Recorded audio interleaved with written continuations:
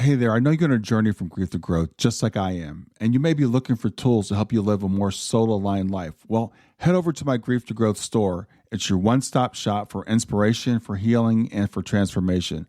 Inside there, you're going to find some free resources to help you get started.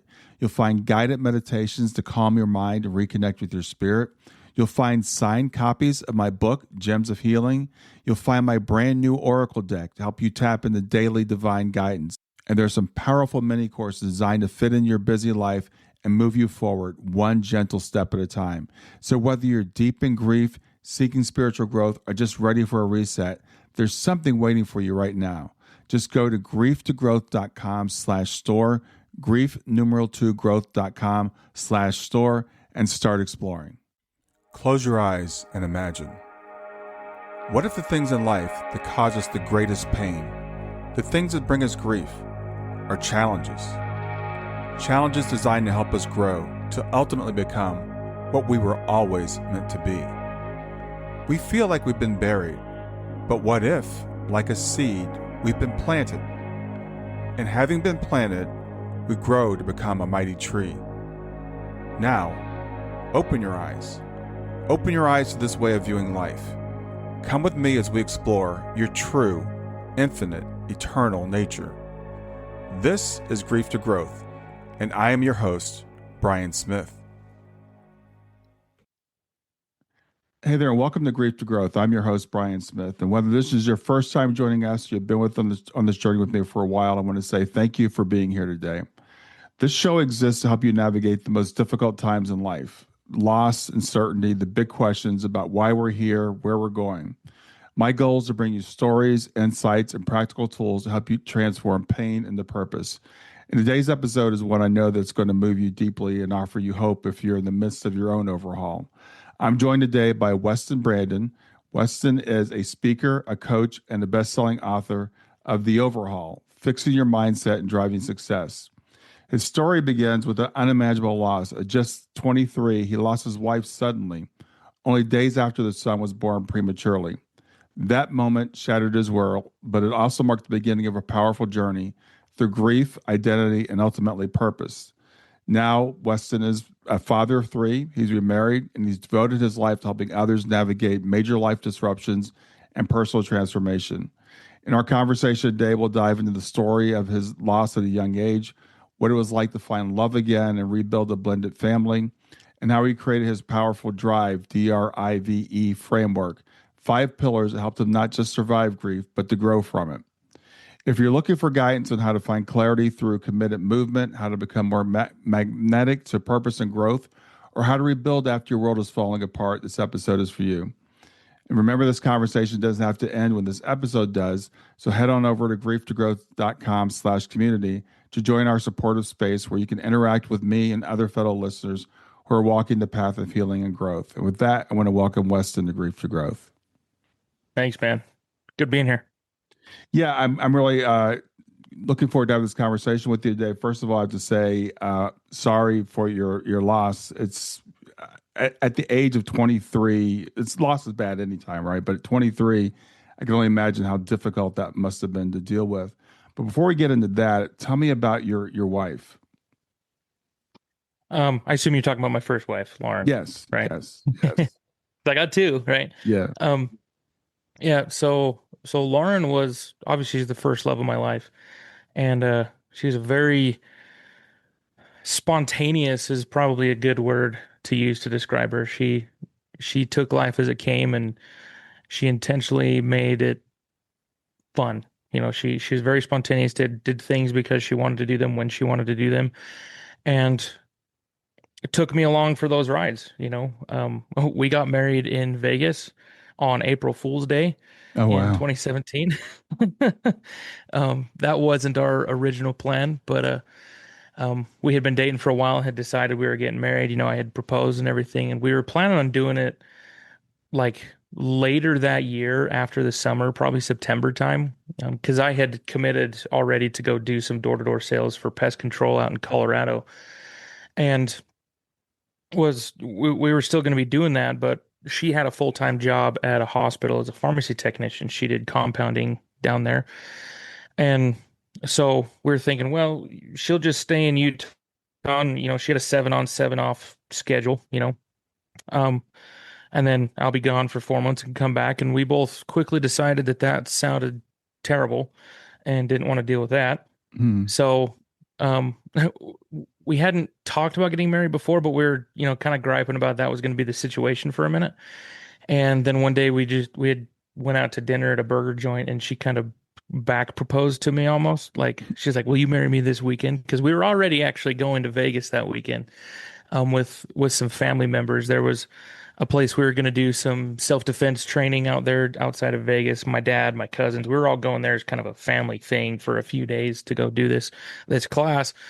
And she was coming, and she says, "Let's just do it while we're down there." And I'm like, I grew up very religious, and I'm like, these things are planned like the whole Vegas thing. I was like, my grandma's gonna freak her, she's Yeah. gonna lose it if we do this. But I was like, she's like, well, if you can think of a good reason why not to do it, then let me know. And I couldn't think of a good reason why not to do it. So I was like, all right, yeah. I mean, I don't want it to be just us. I'd like maybe our parents to come, so it looks like, somebody supports our decision. Hmm. And she's like, don't worry, I've already talked to my mom about it. I'm like, of course you have. She, that's just Oh, how she wow. was. Sounds like a force. We talked to my mom, and our parents were all cool with it. So they met us, my family was already coming anyway. So her parents drove down and met us there. We got married on April Fool's Day. And then the only wedding announcement that we did was we took a picture. I think we had her mom take a picture of us on her phone.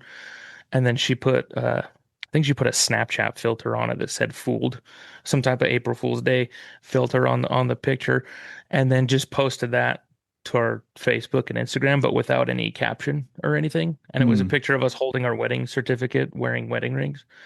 So for I don't know, a couple months after that, we'd randomly get texts or calls from friends or people like, "Did you actually get married? Because you guys are crazy enough I could see you doing that, but you're also crazy enough to pull it off as a joke, and I can't decide which one it is." Yeah. But that just gives you kind of a taste of like that's how she was. She liked doing things. She ran to the beat of her own drum, and she was comfortable with that. Her biggest goal in life and her dream was to be a mother, and that was something that she aspired to. She really looked up to her own parents, and she talked about that often. And we after we got married, we did the whole door-to-door sales thing for a few months, and then decided to switch to a different type of sales profession that took me to Texas. I actually lived just north of Dallas for a couple of years, and it was there in Texas. That's where she passed, and at the same time that she gave birth to my son, and she gave birth to him at 26 weeks. Okay. Okay. And so, how long was this after you were married? We were married 20 April, like I said, April Fool's Day, April 1st, 2017, and then my son was born in March of 2019, and she passed away April 2019. Wow. Yeah. As I said earlier, I'm really sorry. As a 23-year-old, new father, what resources, what were your beliefs? What was that like for you going through that experience at that young age? Yeah, I mean, the it sucked, that Yeah. is anybody, I'm sure you have lots of people listening to your podcast that are both fresh in their grief and maybe not so fresh, a few years or even decades out. And Hmm.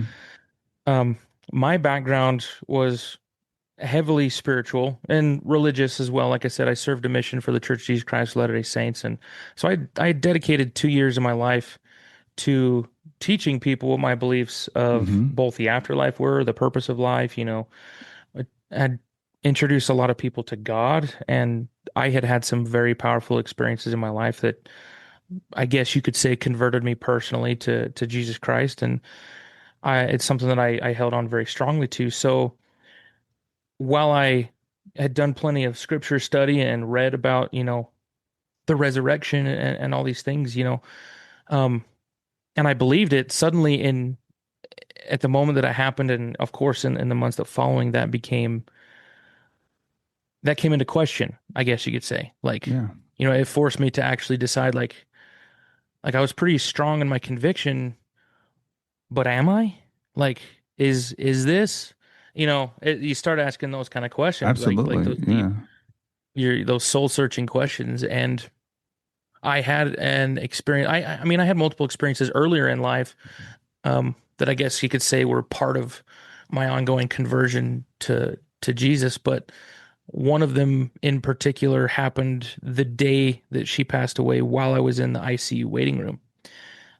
Because what happened was my son was born at 26 weeks, super, super early, right? He's small enough he can fit in my hand. Mm. Luckily, he didn't have anything wrong with him other than a couple really minor things that they kind of expected would be with such a premature baby, but nothing crazy. And my wife delivered him through C-section and was discharged a couple days later. And then, for the next couple of weeks, it was work, then go spend the evening up at the NICU and then work and, just doing this Right. routine. But she suffered a pulmonary embolism as a complication from the C-section and the birth, all the things. And it happened while we were at home. I had gotten approval during that time to work from home because my house was so much closer to the hospital than where the office was at. Hmm. And so luckily I was home when it was happening. But she had started having these episodes of shortness of breath. And I've posted videos on TikToks that have gotten hundreds of thousands of views and mentioned something about this pulmonary embolism. So many comments of people saying they experienced the same thing, but kind of get brushed off by lots of medical professionals, just brushing it off as anxiety. And that's honestly, we didn't talk to any doctors about it, but Lauren herself brushed it off as anxiety because she was already on anxiety medication even before she got pregnant. Mm. That was one thing that she did struggle with. So then with everything happening, the birth and all this, we have a baby in the NICU. Like she just says that she's anxious and like Sure. I'm not with her. But while we're at home, she's starting to have another one of these, what she thinks is a panic attack and having a hard time catching her breath. And I'm there holding her, trying to get her to calm down. And she was never able to catch her breath. And she passed away there in my arms. And I had to do Mm.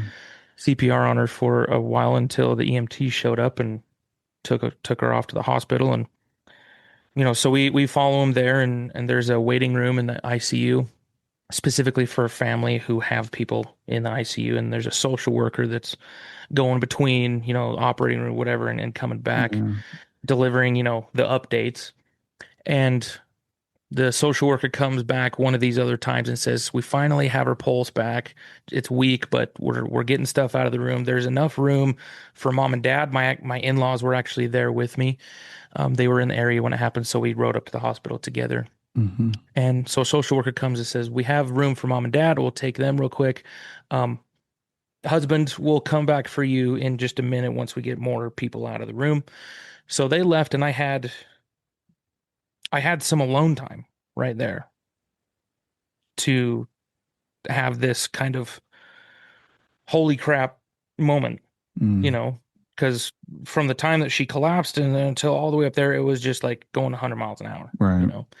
So that was the first time where I'm just in this room by myself and it's for all intents and purposes, it's silent. I think they had a little tiny soft music playing in a speaker somewhere, but that was when I was like, I need to talk to God right now.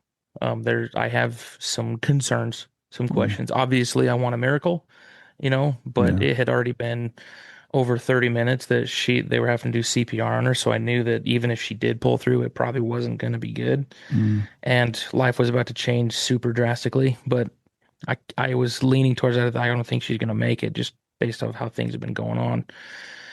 So I knelt down on the couch right there.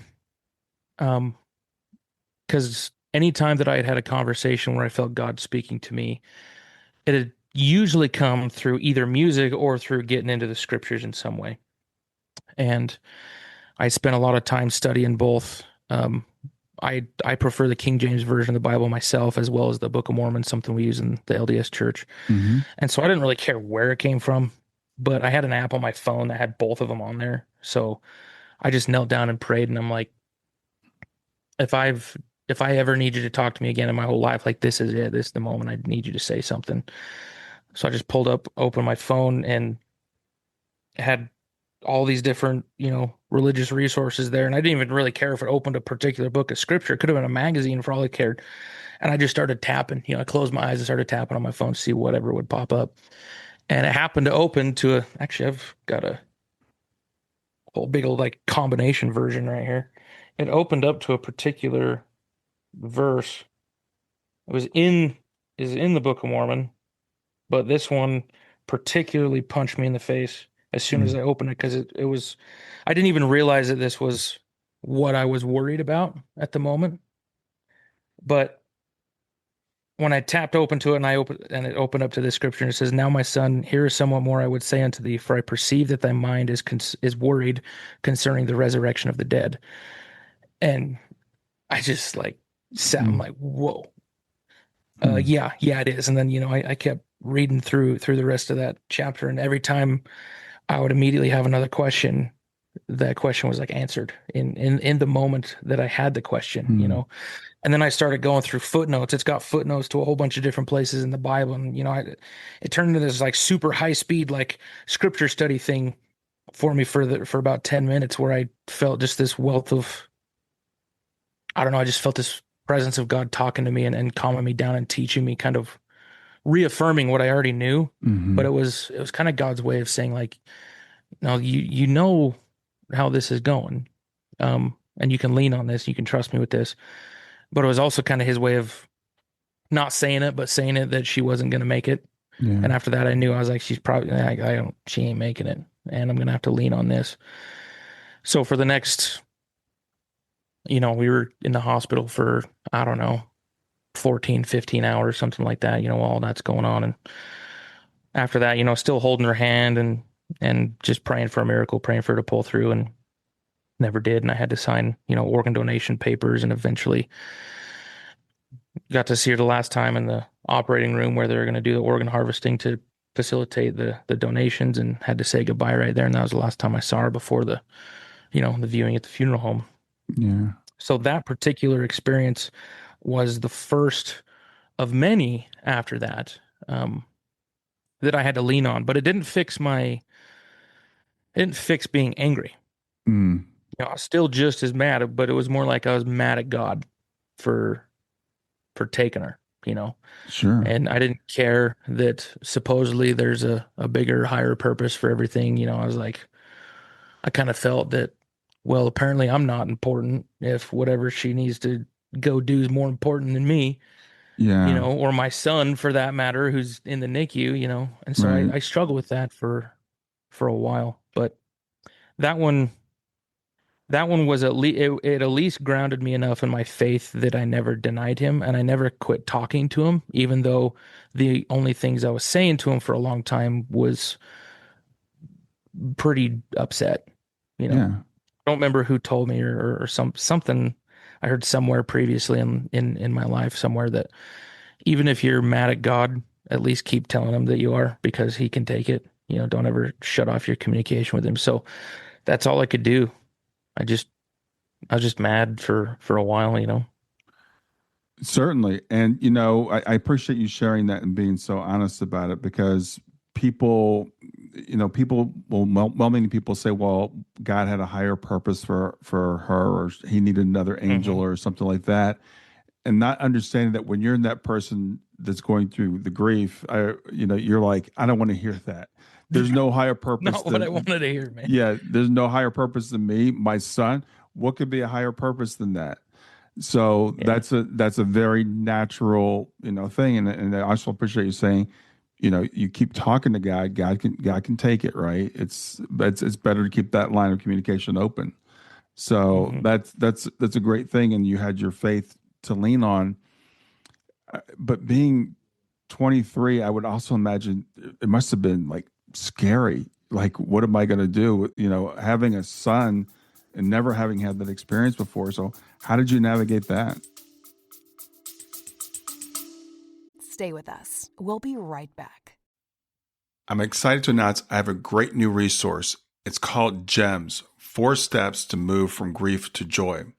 And what it is, it's 4 things that I've found that I do on a daily basis to help me to navigate my grief.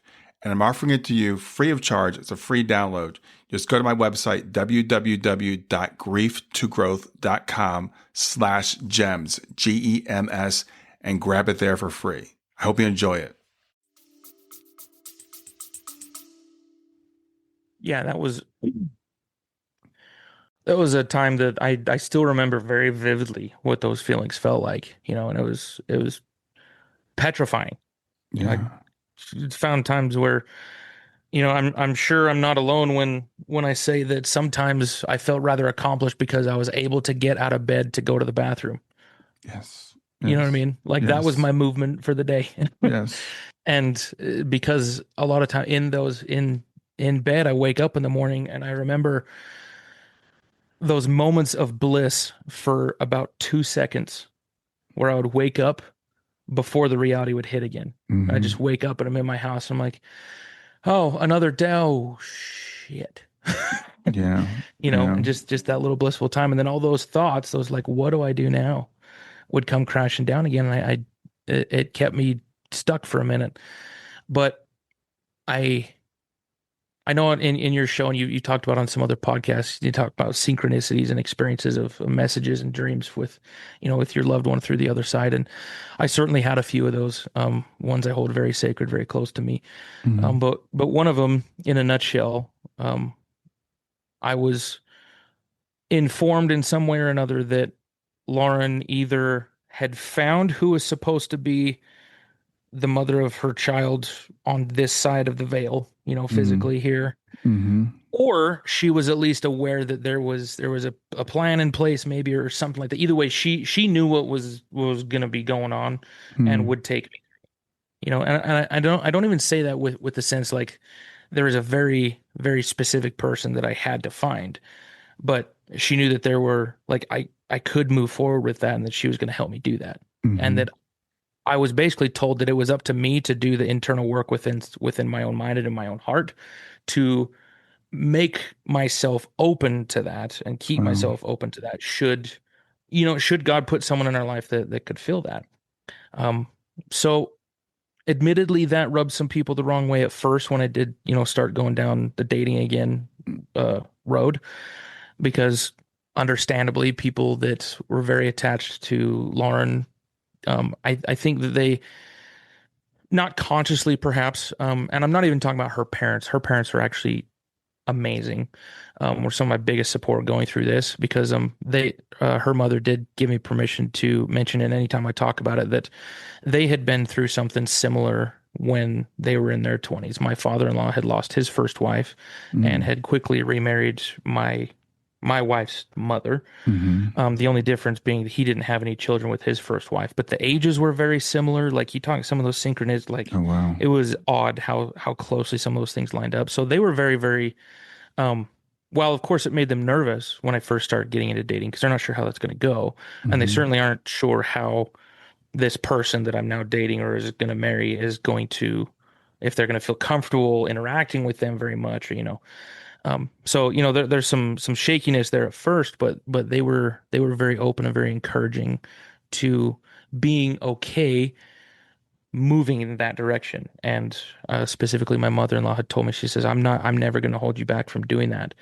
As uncomfortable as it may make me at first, I know that it's not my place to do that and that you need to find happiness so that you can take better care of my grandson. So, for all intents and purposes, you'd be able to better take care of your grandson if you're, making yourself whole again. If that's how you want to do it, then do that. Sure. So as I go down this road in dating, I had that experience very, very quickly within the first couple of weeks after my wife had passed, that I needed to do whatever it took in here to be okay doing that. And as I mentioned, this happened in Texas, and my son was in the NICU for a couple of months after my wife passed before he was able to come home.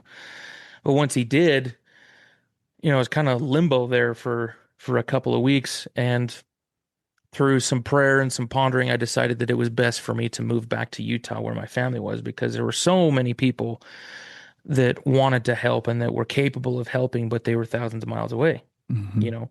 And I had a really good church home in Texas. There were some amazing people there, and people were bringing meals over and taking care of me. But that closeness of my family support, I felt pretty strongly that I needed that again.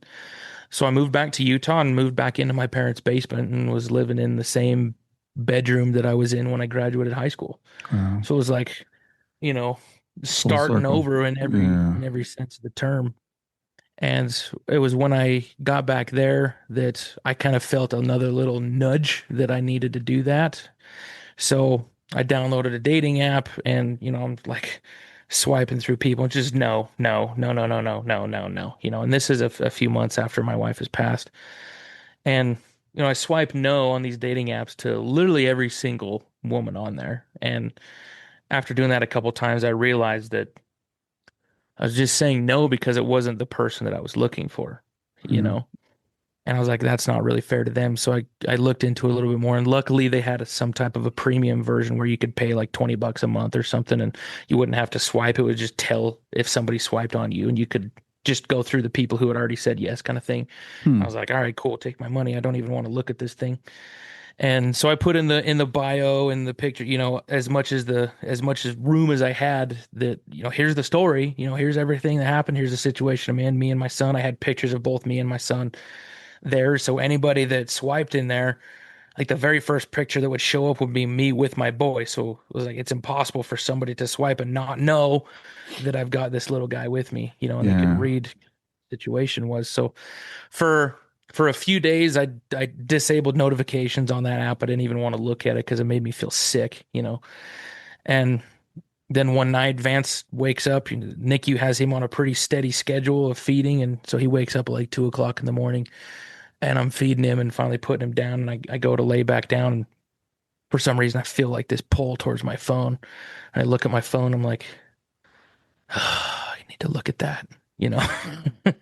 And I kind of feel her like, hey, go check this out. And I'm like, gonna have this argument with her in my own head. I'm like, no, I don't want to do that.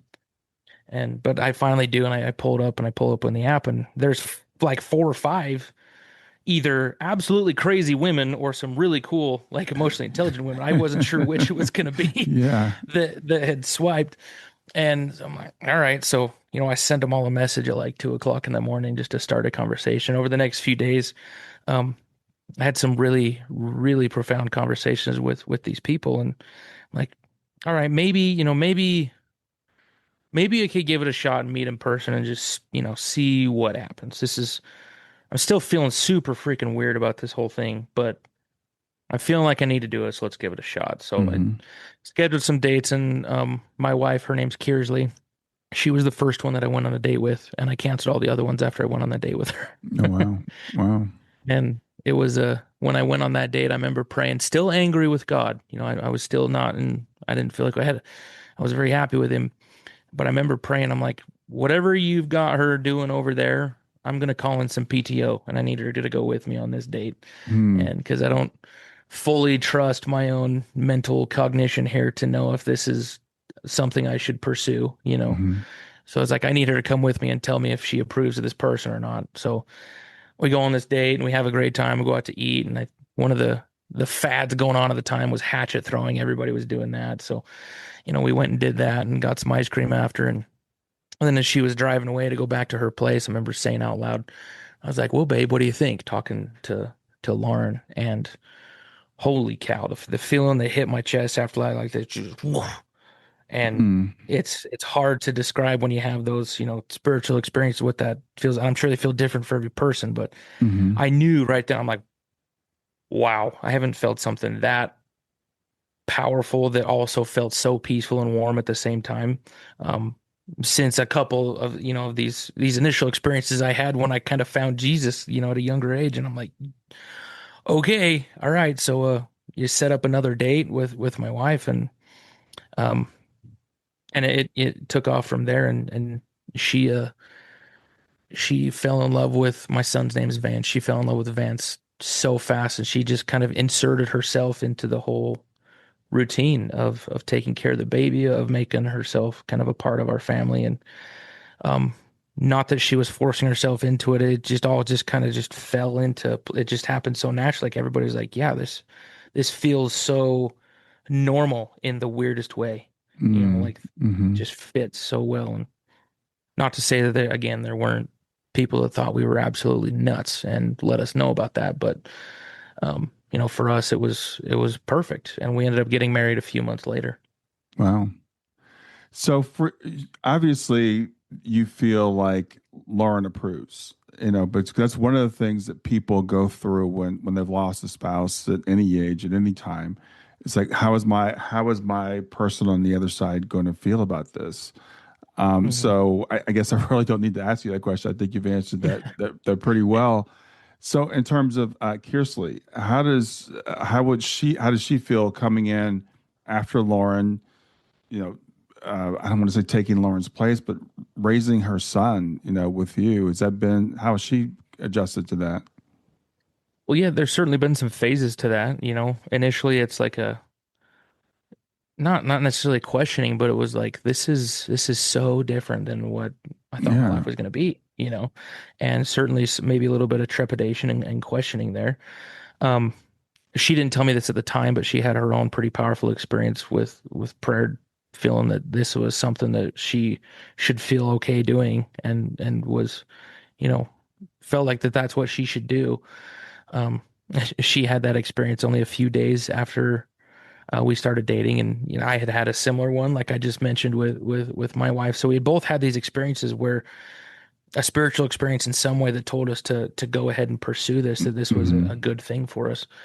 But neither of us wanted to tell the other one. We're like, how the freak is it? Yeah. So Yeah. it's like this kind of like not walking on eggshells, but it's like, this kind of balance. Almost feel like you're walking on a tightrope. Like I don't want to screw this up and scare them away, but I also I know that if this goes right, if I don't screw this up, this has potential to go all the way to being married, and to going to what we all strive for.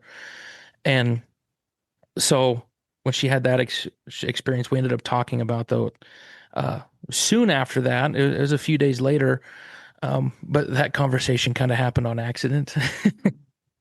It was um, my wife had some experiences before my Kearsley had past experiences in life with other relationships that had not been good, not been healthy, and she was sharing some stories about some of those. And in my head, I'm like, I loved Lauren. I love Lauren, not past tense, but I had such a good. I felt like I had a really good relationship for only being, I was married to her from 21 to 23 Yeah. age. And I'm like, obviously it wasn't perfect, but we were happy. Like it was good. I can't wait to show you what a happy, good relationships feels and looks Yeah. like. And Yeah. that was the thought process going on in my head, but that accidentally started coming out of my mouth. Hmm. So when she's sharing these, I was like, I can't wait to, and I'm like, whoa, what are you saying right now? Yeah. Like pump the brakes. So I bit my own tongue. I was like, "Ugh, you can't just like out of nowhere. Like, I can't wait to show you what a good marriage looks like." Like, what? You can't say that right now. Um, but so she stopped and she knew exactly where I was going with that comment. Mm. She's a very, uh, I don't know if observant or intuitive person. Hmm. Hmm. So in her own way, she's like trying to pull it out of me. She's like, "What are you going to say? What are you going to say? I know you're going to say something." I'm like, "I don't want to talk about it."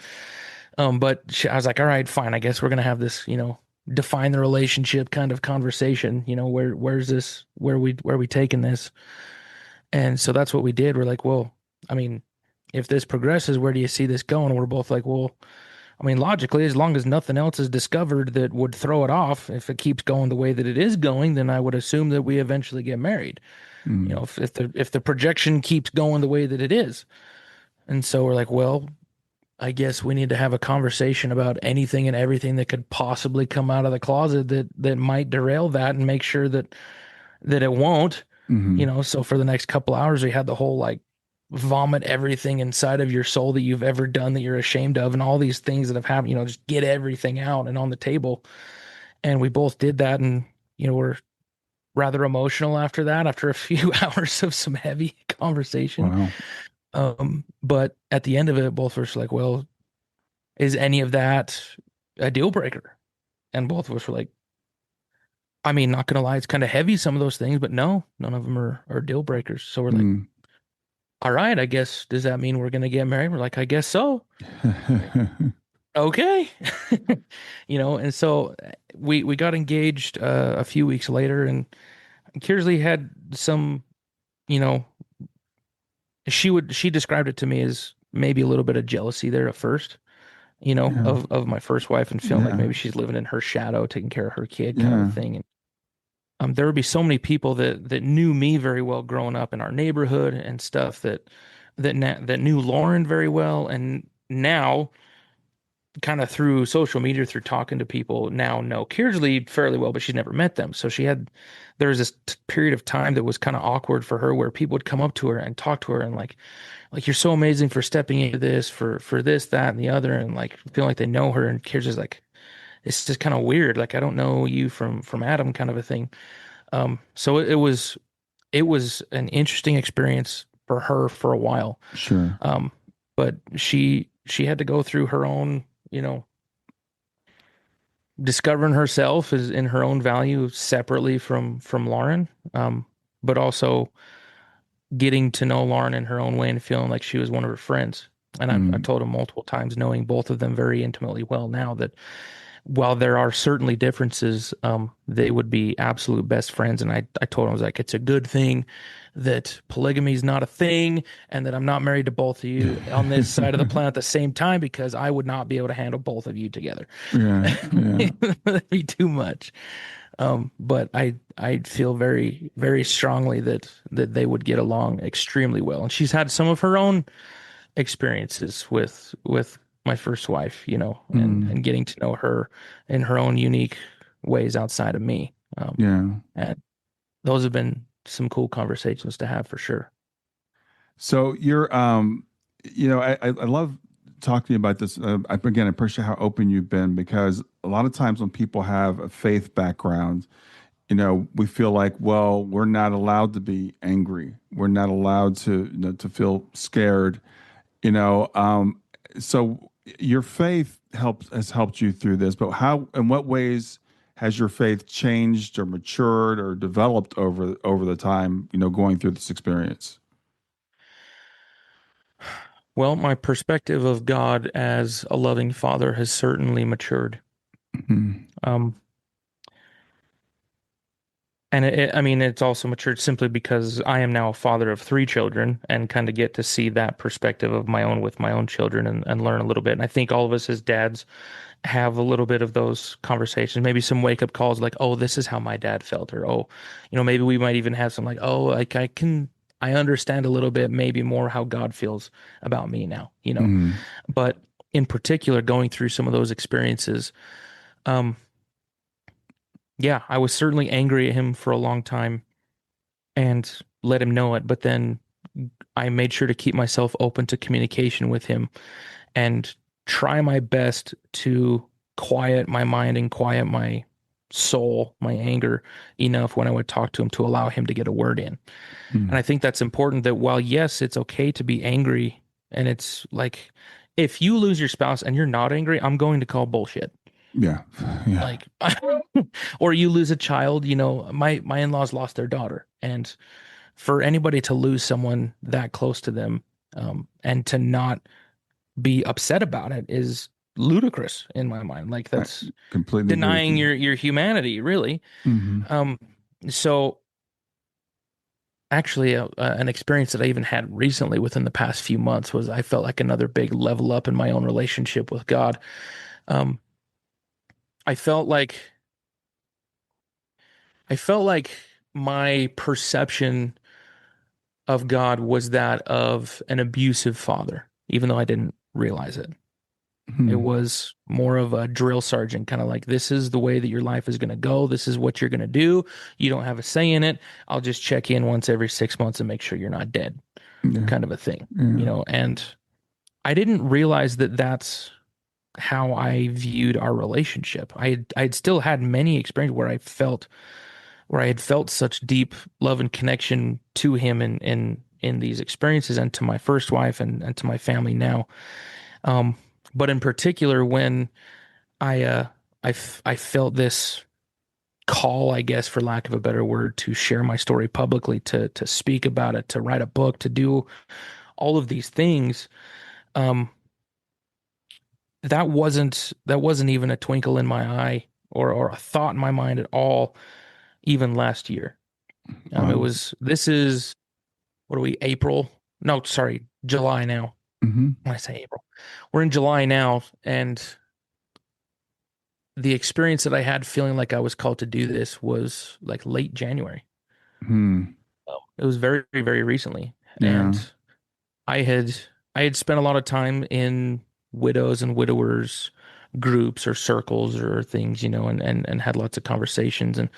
But I had unfollowed them or left them entirely quite a while ago because um, I felt like I had found my life again. I had found myself and my purpose again. And at the time, I felt like most of the things that were going on in those groups were just dragging me down and just depressing, woe is me kind of stuff. And I was like, it's Sure. not helping me. That's ugh. But also at the time, I wasn't necessarily making an effort to help anybody else. I was, more, what can I get out of this kind of thing? It was more of a selfish outlook there at first. Hmm. Um, which I say selfish in the sense like you have to be a little bit selfish when, especially going through grief. Like Sure. if you don't take care of yourself, like good luck taking care of anybody else. You know what I mean? Exactly. Yeah. Um, so at that time, once I reached a point where I felt like I was being dragged down more than I was being helped, then I was like, I'm gonna get this out of my environment so it's not affecting me. Um, but then a few years down the road, I started getting back into it because I felt like I wanted to help some people. And um, as I mentioned, and even last year, I wasn't even thinking about this because my day job right now, I fix commercial kitchen equipment, mostly ice cream machines. Actually, I work on lots of ice cream machines Hmm. and commercial kitchen equipment, grills and ovens and stuff like that. And I had completely changed careers. If you remember, I said I was in sales Right. before. Hmm. When Lauren was alive, I did the door-to-door sales thing first, and then I transitioned into a corporate, more high-ticket engineering software. I actually sold SolidWorks. I know you're an engineer yourself, so I don't know if you what engineering do you do? I've only heard you mention it I briefly. was a long, long, long time ago. I was a chemical engineer, but it was Okay, that gotcha, was gotcha. that was several decades ago. Sure, sure. So I sold mechanical engineering software Okay. and did stuff with some 3D printers. So I had to dive into that world a lot. And then after Lauren had passed away, and I was on FMLA and doing all these things to make my ends meet, and was basically just living off of death benefits just to pay my parents a little bit to let me stay with them. Hmm. And when I finally decided, I was like, I need to get back into the zone of things and get back to work and try this again, I found that my mind was too broken to handle the stress of a sales quota again. Yeah, Like it was debilitating. that's What rough. used to be so motivating in the possibility and of sales used to, before all that happened, it was very motivating. I was driven to achieve, you know what I mean? But then my focus shifted after that to security. I needed security. And so I changed careers to what I do now. Hmm. And my goal for myself was to work. I knew I could make pretty good money. I went to HVAC and refrigeration school, and there were guys in the field that had made really, really good money. I'm like, if I can go and at least make as much money as I was making before I got my big promotion. It's because I only recently gotten a big promotion at the company I was looking that I was working for at Hmm. the time that she passed away. But for the whole time I was married to her before that, it was more of a referring sales opportunities and getting piece of the commission if they closed the deals. And I averaged probably 80,000 that year that I was doing all those referrals. And I'm like, at the time, I'm like, I can sustain a family off that. I'm not going to be rich and driving Lamborghinis by any means, but like I'm Hmm. not going to be worried, you Hmm. know. Maybe that'd be a little bit different now after COVID, but at the time I was like, we'll Yeah. be all right. And so that was my goal, was kind of make it back there. And I worked my freaking tail off to get there. And I climbed, I took on any additional training that I possibly could and worked myself up there. Once I got to that kind of same level, I was like, okay, now I can coach the rest of my life. Now I'm good. I've made it, kind of a Hmm. thing. And Yeah. I feel like God gave me about 2 months to exhale and take a breather before I had another experience like, no, this is what you need to do. Now, whether it replaces this job or not, I don't particularly care. Hmm. But it's like, this is the new venture that you now need to put all that same tenacity that you've had your whole life. You need to, not let that go to waste, but now put it into this. And so now that's what I'm doing now. And I've been going around speaking about it. I'm actually putting on my own event on the 23rd of July this month, Mm. where I've written some songs and I'm going to put on almost like a keynote concert kind of thing, sharing my story, sharing what I learned from it, and inviting some other people that are big into the men's mental health space. Um, Honestly, I don't remember what your original question was now that I've rambled for so long, but maybe that answered some of it. Yeah, no, you answered it perfectly well, and this kind of segues in. So, I do want to talk about what it is you're doing now. So, you said you felt this calling. It sounds like about 6 months ago, and you came up with this framework, your drive framework. So, tell me about your drive framework. Yeah. So, in a nutshell, the acronym stands for Discover, Resolve, Invest, Visualize, and Elevate. Hmm. And I'm sure it was probably went through a similar process of you finding your gems thing, right? Where I just looked back and like, how did I got successful again. Whether Hmm. that you look at career, whether you look at spiritual, whether you look at relationally, like all these things, I forced myself to be successful because I put myself in do or die situations. Like I have to do it, or else the alternative is something I'm not okay with, you Right. know. So as I cast my mind back on this, as I felt like I need to help other men who have had the rug pulled out from under them. Maybe it's losing someone they love to death. Maybe it's a divorce. Maybe it's a something else that just pulls everything out from under them. Right. And I was like, I have been not officially, but like unofficially through friends or coworkers, like coaching people through their own life overhauls. I'm like, hey, this is what I did when I did it, and try this, do this, do this, do this, and had some phenomenal experiences with some transformation in these people. I'm like, okay, let's cast my mind back on this, and how did I do that? The situation that I actually found it was a good friend of mine. I grew up in a little tiny town called Rush Valley, Utah. And there's a guy that lives there named Chad Hymas, who's a motivational speaker. He's a quadriplegic in a wheelchair, and he's extremely successful. He's in the National Speakers Association Hall of Fame. Like he's been doing it for a long, long, long time. Hmm. So he's the only guy that I knew that did any type of speaking of whatever. So when I have this experience that I feel like this is what I need to do, I text him. I'm like, I don't know what to do with this new feeling. I have no idea. Hmm. Never been down this road. Can we chat? Because I have no idea what the heck I'm doing. So he's like, yeah, I'll be gone for a few days, but come over to my house and we'll chat. So I sit down with him, me and my wife and tell him like, this is, what do I do? And of course he give me lots of good feedback. And one of the things that he told me to do, he says, you need to go, the National Speakers Association, of which he used to be the former president of for 1 year. He says they have this thing called the Speakers Academy. Go hop in that, and some people can help you figure out what your messaging is, and maybe develop a keynote or what, all these things. Right. I'm like, okay, that's at least step one. So I go in that, and the very first meeting that I show up to, apparently this was like for people that had been speaking but just wanted some help refining some stuff, and I'd never done it. So they're like, hey, for this first meeting, you're going to get up for 3 minutes and give us an abbreviated version of your keynote, and we're going to critique it. I'm like, what? I don't even have, what is that? Yeah. So there was a friend of mine named Aaron that I became friends with, named Aaron, and he introduced me to something called Chat GPT. I'm like, I've never heard of that. And he's like, well, let's take everything that you've learned. Well, you've been teaching these things for a long time. What are all the things that you're so passionate about? So we start coming up with this big long list of all these things, these opinions that I have, and the things that I feel very, very Hmm. passionate about. He's like, let's see if we can come up with some type of an easy system to teach it. And it starts spitting out acronyms or like visual representation stuff. And I don't like any of them. So we're sitting there critique, like change and change and change, change it. And I finally see one that's pretty close, but it wasn't Drive, but it was something similar to that. And that's when like the Drive idea kind of hit my mind. I'm like, ooh, Right. what if it's, I was like, discover, resolve, invest, visualize, elevate. And I wrote that down. I'm like, that in a nutshell is everything that I've ever felt passionate about teaching through my experience. Hmm. And so dive in a little bit. I'm sure you want to know like what is, describe the drive a little bit more than just the Yeah. words, right? Um, I found for me that people say, well, actually, I think Simon Sinek is the one that kind of made it famous. Like, start with your why or find your why, you know. And so I'd heard that a bunch of times, but for me, that didn't resonate very well because while my why was my son, I could hold him in my hands. I'm like, that's why I'm not taking my own life to follow my wife, is because I have this boy here, you Right. know. But that still didn't help me figure out what the crap to do. That didn't give me any direction. So as I thought back at that, I'm like, how can I teach this a little bit better?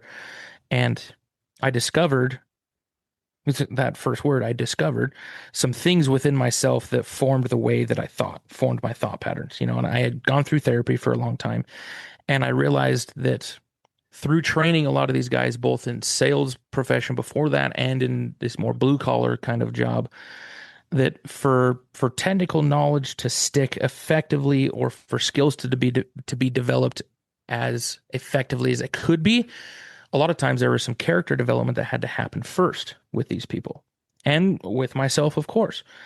Understanding why you think the way that you do and putting intentional work into changing the way that you think so that it's actually constructive. Mm. Like, you got to go and discover some things by yourself. Discover your strengths, discover your weaknesses, sure, and all that, but you have to dive into those things, that like your traumas, and figure out like how have those shaped my perceptions of the world, how have those shaped my perceptions of myself. And then when I started, I was like, we got to discover what is your why. And what I realized when I was thinking, what is my why? I was really actually trying to find the answer to the question, what hails you? So why is like its own little acronym there? Like, what hails you? What's calling to you? Mm. And I would share an acronym, or not metaphor with these guys of like, if you do enough work inside yourself to be able to understand what your own voice sounds like, as opposed to the voice of your trauma, or the voice of, these negative thought patterns that you have, or these other things you don't need to keep around. If you can understand what you sound like, you can also understand not only what you sound like, but what God sounds like when he talks to you. And you Mm. can understand the difference.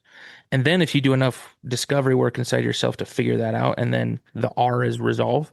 If you can resolve the negative things in there that get in the way, and you can start kind of pulling away the weeds and really get to know yourself, then you'll start to feel like there's a trumpet calling to you in the distance somewhere. You don't really know where it is, but like there's something more that I want to do, or I feel like I need to be doing something more, whatever, however you want to describe that. Mm-hmm.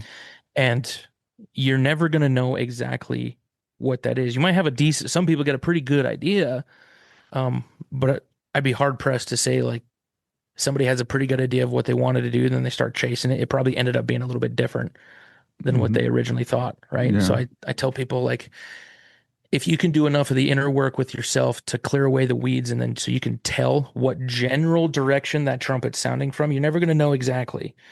But say like you're a high school kid graduating and you're going into college, you're like, what major do I go into? I don't know. If you can clear away the weeds, you might be able to feel like maybe the medical field is just kind of what calls to me. I don't know what specifically in there, but I want Right. to, work with people in that, or whatever.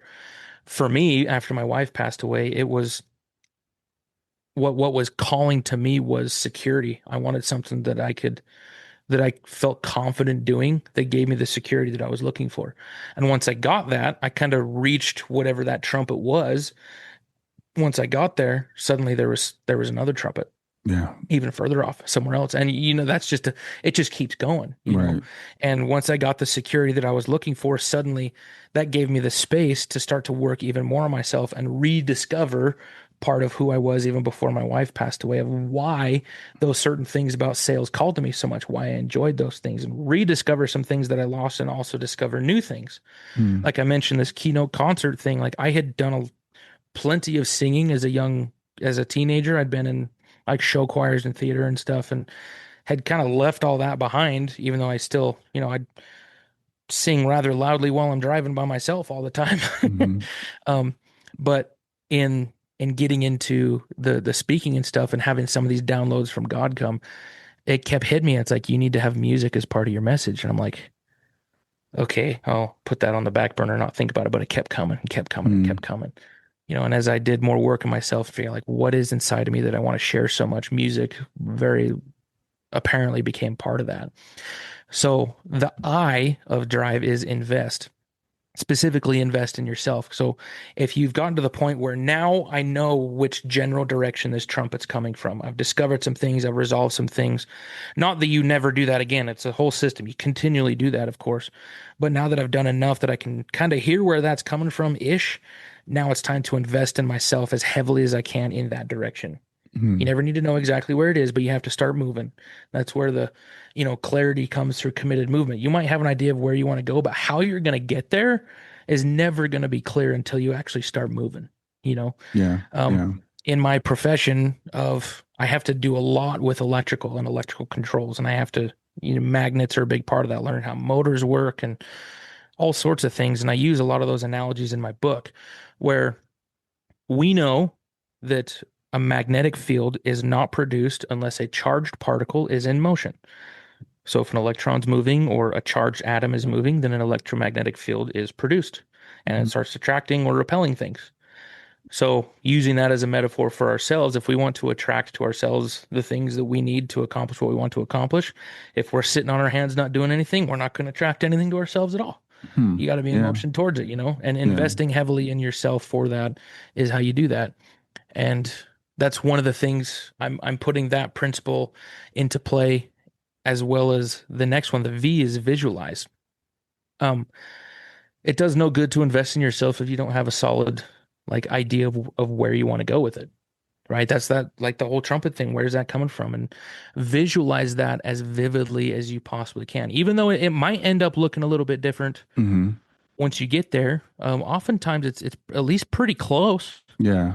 once you Yeah. get there, and you visualize like, once I get there, who am I? Like after I've gone through everything that whatever it is that I have to go through to get to that point, whatever I have to accomplish to get there, how do I think differently? How do I behave differently? What beliefs do I have? And make that who I am now, right?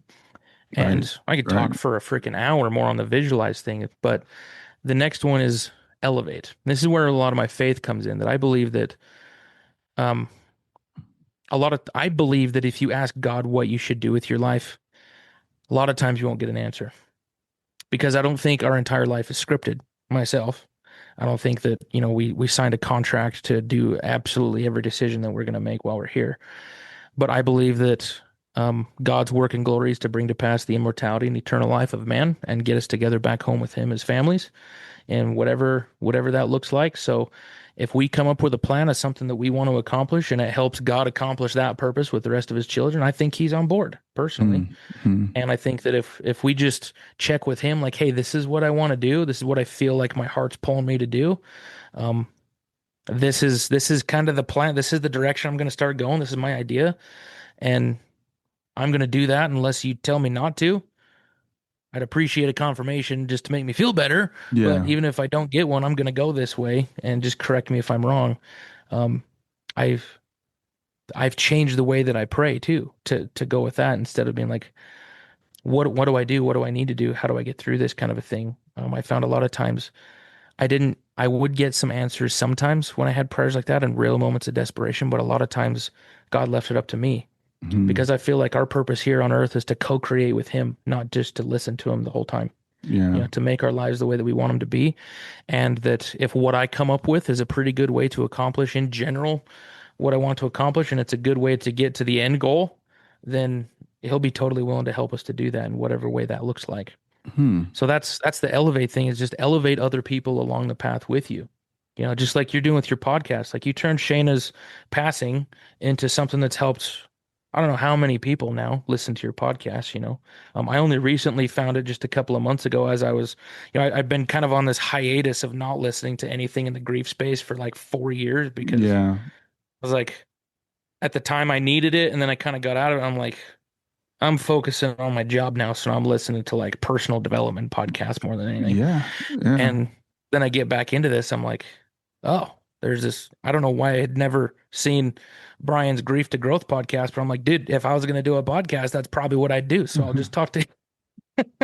Well, You know? I appreciate that, and I love you talking about, people always talk about phases of grief and level, and it's like I don't know that there are not five stages of grief. First of all, there's not that, but I Yeah. understand what you're saying. You're talking about, like, for me, as you talked about going into grief groups and then kind of moving out of it and moving back into it from a different perspective.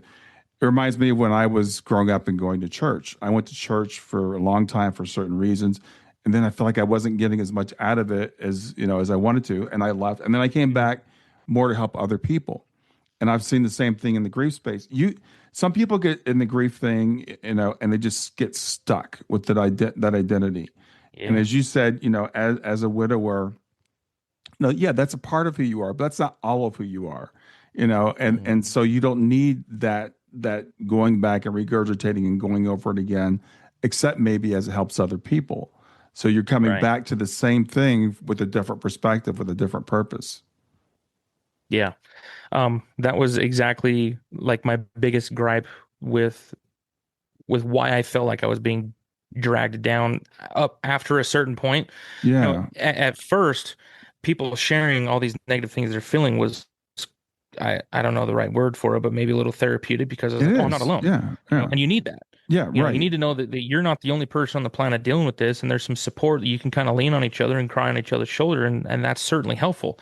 Um, but at a certain point, the crying about it for 8 hours a day isn't productive anymore, Right. and I'm not getting anything out of that.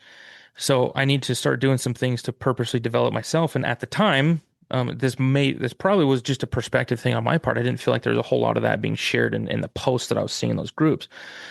As I go back now, I'm like, I want to be a voice of light, of obviously acknowledging the pain that people are in, because I still feel that.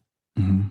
As I'm going around speaking about this, and to anybody listening to this podcast, just because Brian and I are talking about this, and that, we've both written books and things, doesn't mean that we don't have, you know, the grief never goes away, because we're still physically separated from this person that we still love. Like, Lauren is still in my heart. Sure. She's in her own little corner, sealed up nice and tight, and that has never shrunk. But what has happened is my heart has grown to let other people in. So proportionally, as to a percentage of my heart, yeah, Lauren's a smaller piece of it, because now there's more people in there. And Yeah. maybe I feel a little bit of that, but I still love her just as much as the day she passed away. And probably I would argue I love her more now, because I've had continue experience with her. She's not dead in the sense of like completely gone to me. Yeah. It's more the way that I feel like about it is like, during World War II or something, people would go off to the other side of the world and fight, but they didn't have cell phones. Right. You couldn't talk to them. You just had to, hope that they're okay and pray for them. I hope I see them again, kind of thing. Maybe send a freaking letter every couple months. Like, that's kind of how I feel about it now. Like, she's still here. That's something we believe as Latter-day Saints, is the spirit world is here on this planet. We just can't see it. There's Right. other things going on there, and she's just on the other side of this veil doing other things. And I think she's also a huge piece of her being my wife and a mother to my children, including my other children, Mm. is that she has a unique ability to influence the world for our benefit, Wow. being where she is, Wow. than she ever would have been able to do on this side of the veil. So I feel extremely lucky, extremely blessed, and that I have two the most amazing women to ever walk the face of this planet, in my own humble opinion. I'm probably biased, but that I have one on both sides, that can do so much work for me. And it's taken me a long time to reach that level. I don't know if you call it understanding or acceptance or whatever. Um, but I love your GEMS framework. The first one is gratitude. You Hmm. know, I don't think that we can do anything without gratitude. And in my book, I actually talk a lot about gratitude when I'm talking about the analogies of being a human magnet for what we need to succeed. Um, there were some studies done by Heart Math Institute and some other places that were measuring frequencies coming off your heart and your mind, and that the electromagnetic frequencies coming off your heart were like thousands of times stronger than the ones off your mind, and discovered that when those frequencies were strong, cohesive, and stable is when you're feeling authenticity, and then closely behind that, gratitude. And I Yeah. imagine you could put those two together. You know what I mean? And then if if this whole world, I learned in school, we had to study thermodynamics and how heat energy transfers, or just in general how energy transfers. Right. And guess what? It's through vibration and frequency, molecules moving around, and they only like to hang out with other things operating at the same frequency. So if your heart and your mind is putting out a frequency, like, why not make that cohesive with the things that you want? And there's certain things you can do to accomplish that. And the gratitude is a huge, huge piece of it. If you're feeling just angry and bitter and doubtful and fearful all the time, like, that's what you're gonna get, is those kinds of things. You're gonna attract those kinds of people. You're gonna attract those kind of situations. That's literally what you're putting out into the universe, and that's what the universe is gonna give you. It's just law. It's not that anything is like biased against you. It's just what you're creating, Yeah. and it's up to you to create something different. And I'm very, very, very passionate about that. Well, you've obviously created a very good path for yourself, and I really really enjoyed our conversation. We're coming to the end, But I wanted to talk about your book and what you offer and everything. Sure. But tell us about your family. We talked about you. We talked about your wife. Tell us about your kids. Right. Yeah. So I have, like I said, I have three kids now. Vance, he's my oldest. He's 6. Rowan, I had my first child with my second wife was a little girl. And she's a Spitfire. I don't know if you heard any background noise at any point during this podcast, but one of those was my daughter, and the other one was my youngest son. His name's Ripken. He's about 18 or 20 months now, Mm, and they're the light of my life, and my wife Kearsley. I don't know if I can like turn this a little bit, but right right here. So this picture of Jesus was Lauren's favorite painting by mm, far. We didn't have it when she was married, but I got a little life insurance money, so I splurged and spent a couple grand on a nice painting that she liked. uh-huh. That's her picture way over there. That's Lauren Okay. with her organ donor badge and a Oh, little wow. statue that I was gifted after she passed of a husband and wife holding a baby. That's a picture of me as a missionary. That's a picture of Kearsley as a missionary. Wow. And so there's a little sketch of Ohio right there. You can't really see that, but that's the shape of the state of Ohio where she served. Oh, nice. And then in this credenza down below is just all of our photo albums and things that have to do with our family. So there's a photo album there not developed, dedicated to Lauren and her childhood. And she played college softball at Yavapai College in Arizona. And so she's got some softballs in there that are all autographed by who her teammates were. We had like a memorial service with all these softball girls after she passed away, and all Wow. of our family stuff is in there now. And so Lauren is a very active part of our family. It's not something that we'll tell my son when he turns 18 and drop this bomb on him, kind of a thing. Right. It's all of my kids know Mommy Lauren. That's how they refer to her as, is That's Mommy Lauren. awesome. Yeah. And it's not just Vance's mommy. It's Lauren's mommy Lauren and Ripken's mommy Lauren as well. Mm. And I have to admit, maybe you shouldn't have done this, but a couple times getting really mad at bedtime, I told him, I was like, you don't straighten up, freaking mommy Lauren's gonna kick your butt. So, like, I may have pulled a card like that on a time or two. But also on the opposite end of that, a couple times my kids have woken up from nightmares, having a hard time at night. And we teach them they can pray, ask Jesus to help them to feel better. But Hmm. also I was like, you can pray, you can talk to mommy Lauren too. Hmm. Like she's still here. You can't see her. She's doing some other stuff, but she can see you, and Yeah. you can have your own experiences with her, and ask her to come, ask her to come sleep with you or something like that. And not in some like creepy ghost hunting kind of way, but as a, like Yeah. I my love kids that. know that they have extra help, spiritual help outside of Yeah. even just God, but they have another mommy on the other side that her job is to make sure they're taken care of. That I love that. Thank you so much for sharing. I've got goosebumps all over. So let's tell people, remind people the name of your book and where they can reach you, Weston. Yeah, so I should have a copy. Jeez, I may have. I keep giving my books away. I don't have a copy with it in hand right at the moment. But the name of the book is The Overhaul: Fixing Your Mindset and Driving Success. And in the preface of the book, I kind of share my story. Like, this is the context of what happened. But then the rest of the book is like, this is how I climbed out of it. This is what I learned Hmm. from the experience. And this is how I forced myself to be successful again. And I'm the same framework that I teach, like, I'm using that right now to now develop the speaking and the coaching and thing. So it's not just this is what I did and it's only for people whose life has fallen apart and needs to do it. Like, no, this is like everybody can use this, and I still use it every day myself. And my website is just my name, westonbrandon.com. Um, Facebook, the same thing. On any of the other social handles like Instagram or TikTok, it's at Weston Brandon Speaker. And yeah, that's the book's on Amazon. I'm working on right now doing a separate bookstore on my website to buy it just directly off my website. But yeah, that's the thing, and I'm pushing really hard to get out there speaking more. Like I said, I'm hosting my own event, so there's hopefully going to be some footage from some of those with some of the songs I've written, performing those as part of the thing. And yeah, we're Sounds great. I we're I making it happen. really appreciate what you're doing. I know it's going to be inspiring or is inspiring to a lot of people.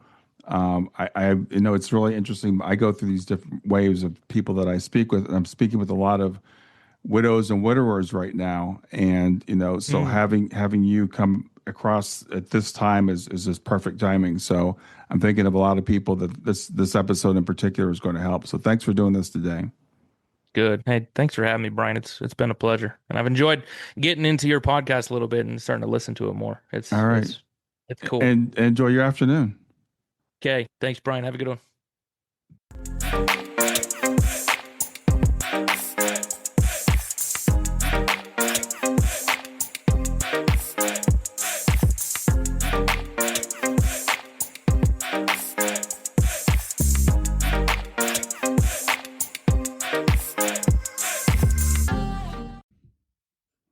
Hey there, if you liked this episode, come on over and talk about it. Let me know what you liked. If you didn't like this episode, come on over and talk about it. Let me know what you didn't like. Go to grief2growth.com/community and look for Talk About the Podcast. I'll see you there.